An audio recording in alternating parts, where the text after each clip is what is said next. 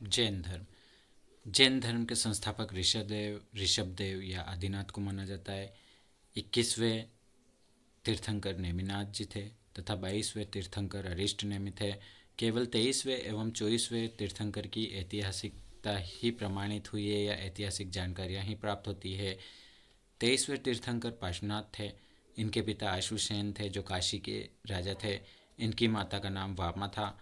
पार्श्वनाथ जी को सम्मेद पर्वत नामक पर्वत पर ज्ञान प्राप्त हुआ था। पार्श्वनाथ ने 4 व्रत दिए थे: सत्य, अहिंसा, अस्तेय एवं अपरिग्रह। 24वें तीर्थंकर महावीर स्वामी थे जिनके बचपन का नाम वर्धमान था। इनका जन्म 540 ईस्वी पूर्व, कहीं कहीं पर इनका जन्म 599 ईस्वी पूर्व भी बताया गया है। इनका जन्म कुंडग्राम बिहार में हुआ था। इनके पिता का नाम सिद्धार्थ था तथा माता का नाम त्रिशला था। इनकी माता लिच्छवी शासक राजा चेटक की बहन थी। इनकी पत्नी का नाम यशोधरा था जिनसे इनके एक पुत्री प्रियदर्शना या अर्णोज्या प्राप्त हुई थी। इनका वंश ज्ञात्रिक वंश कहलाता है तथा इनके बड़े भाई का नाम नंदीवर्धन था। महावीर स्वामी ने इन्हीं की अनुमति से गृह त्याग किया था। भद्रबाहु के कल्पसूत्र के अनुसार भगवान महावीर ने गृह त्याग के 18वें महीने पश्चात वस्त्र त्याग दिए थे। भगवान महावीर ने 30 वर्ष की अवस्था में गृह त्याग किया। 42 वर्ष की अवस्था में जुम्बिका नामक ग्राम में रिज्जूपालिका नदी के तट पर साल वृक्ष के नीचे महावीर स्वामी को ज्ञान की प्राप्ति हुई। भगवान महावीर ने सर्वप्रथम 11 ब्राह्मणों को उपदेश दिए जिन्हें गणधर कहा जाता था या कहा जाता है। भगवान महावीर की मृत्यु के समय केवल एक गणधर सुधर्मन ही जीवित बचे थे। महावीर स्वामी का प्रथम शिष्य जमाली था जो उनका दामाद भी था। भगवान महावीर के विरुद्ध पहला विद्रोह जमाली ने ही किया था। भगवान महावीर के विरुद्ध दूसरा विद्रोह तिसगुप्त ने किया था। 72 वर्ष की अवस्था में बिहार में पावापुरी में महावीर स्वामी की मृत्यु हुई थी। महावीर स्वामी की महत्वपूर्ण शिक्षाएं इस प्रकार से है। भगवान महावीर ने 5वां व्रत ब्रह्मचर्य को जोड़ा था, अर्थात सत्य, अहिंसा, अस्तेय, अपरिग्रह एवं ब्रह्मचर्य। भगवान महावीर ने व्रतों को 2 भागों में विभाजित किया: अणुव्रत गृहस्थ व्यक्ति के लिए या आम आदमी के लिए और महाव्रत मुनियों के लिए। ज्ञान के प्रकार: महावीर स्वामी ने ज्ञान के कुछ प्रकार बताए जिनमें मति ज्ञान, श्रुति ज्ञान, अवधि ज्ञान, मनः पर्याय और कैवल्य ज्ञान। मति ज्ञान मतलब इंद्रिय जनित ज्ञान, यह पशुओं में भी होता है। श्रुति ज्ञान सुनकर जो ज्ञान होता है। अवधि ज्ञान दूर देश का ज्ञान। मनः पर्याय किसी के मन की बात को जान लेना। कैवल्य अर्थात अंतिम या संपूर्ण ज्ञान, यह केवल तीर्थंकरों को ही होता है। इसके अलावा जैन धर्म में जीव, जिसको चेतन तत्व या आत्मा कहा है, पुगदल माना है अर्थात जड़ तत्व को पुगदल कहा है। जैन दर्शन में बंधन, जब कर्म पुगदल जीव से चिपक जाते हैं तो जीव बंधन में पड़ जाता है। आश्रव, कर्म पुगदलों का जीव की तरफ होने वाला प्रवाह। संवर, जीव की तरफ होने वाले कर्म पुगदलों के प्रवाह का रुक जाना। निर्जरा, जीव से चिपके हुए कर्म पुगदलों का पृथक होना अर्थात अड़ना। मोक्ष अर्थात मुक्ति, जब अंतिम कर्म पुगदल जीव से अड़ जाता है या पृथक हो जाता है तो उसे मोक्ष कहते हैं। जीव सिद्ध शिला पर विश्राम करता है।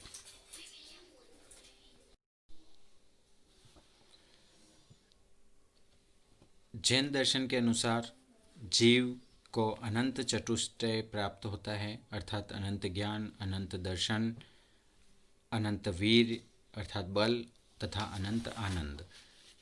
त्रिरत्न जैन धर्म के अनुसार त्रिरत्न सम्यक ज्ञान, सम्यक दर्शन, सम्यक चरित्र अथवा अर्थात सम्यक आचरण।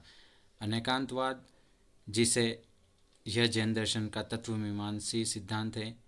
इस जगत में अनेक वस्तुएं हैं एवं प्रत्येक वस्तुओं में अनेक गुण होते हैं। इनमें से कुछ गुण नित्य होते हैं एवं कुछ गुण परिवर्तनशील होते हैं। अनेकांतवाद या स्यादवाद, यह जैन दर्शन का ज्ञान मीमांसी सिद्धांत है। जैन दर्शन के अनुसार इस जगत में अनेक वस्तुएं हैं एवं प्रत्येक वस्तु में अनेक गुण होते हैं। हमारी बुद्धि न तो जगत की सभी वस्तुओं को पहचान सकती है एवं न ही एक वस्तु के सभी गुणों को पहचाना जा सकता है। यह बुद्धि की सापेक्षता का सिद्धांत है। हमारा ज्ञान सदैव देश काल परिस्थिति के सापेक्ष होता है। जैन दर्शन में इसे 7 जन्मांध के उदाहरण द्वारा समझा गया है। जैन धर्म कर्म फल एवं पुनर्जन्म में विश्वास करता है। जैन धर्म के अनुसार प्रत्येक वस्तु में आत्मा होती है। एक शरीर में एक से अधिक आत्माएं भी हो सकती है। जैन धर्म में भी कुछ सभाएं या संगीतियाँ हुई थी। पहली संगीति 298 ईस्वी पूर्व में चंद्रगुप्त मौर्य के समय पाटलिपुत्र में स्थूलभद्र की अध्यक्षता में हुई थी तथा इसका उपाध्यक्ष भद्रबाहु था। द्वितीय बौद्ध संगीति 512 ईस्वी में वल्लभी में हुई थी तथा इसकी अध्यक्षता देवर्धि क्षमाण ने की थी। प्रथम संगीति में जैन धर्म को 2 शाखाओं में विभाजित किया गया था, दिगंबर एवं श्वेतांबर। दिगंबर भद्रबाहु के अनुयायी थे। ये रूढ़िवादी थे। मोक्ष प्राप्ति हेतु वस्त्र त्यागना को आवश्यक समझते थे। दिगंबर महिलाओं को इस जीवन में मोक्ष संभव नहीं था। दिगंबर के अनुसार भगवान महावीर को ये अविवाहित मानते थे तथा दिगंबर आगम साहित्य को प्रामाणिक नहीं मानते थे या मानते हैं, जबकि श्वेतांबर स्थूलभद्र के अनुयायी थे। ये सुधारवादी थे तथा मोक्ष प्राप्ति हेतु वस्त्र त्यागना आवश्यक नहीं समझते थे। श्वेतांबर महिलाओं को भी इस जीवन में मोक्ष के अधिकारी मानते थे। भगवान महावीर विवाहित थे, ये ऐसा मानते थे तथा छन्नु आगम को प्रामाणिक माना जाता था।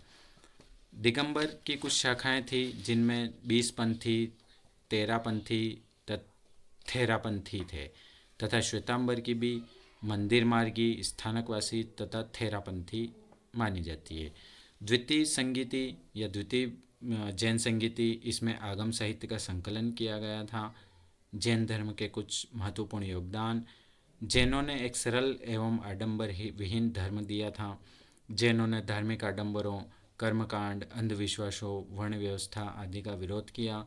जैनों ने नैतिक मूल्यों पर अत्यधिक बल दिया तथा सत्य, अहिंसा, जिसमें समाज का नैतिक उत्थान हो सके, को बल दिया।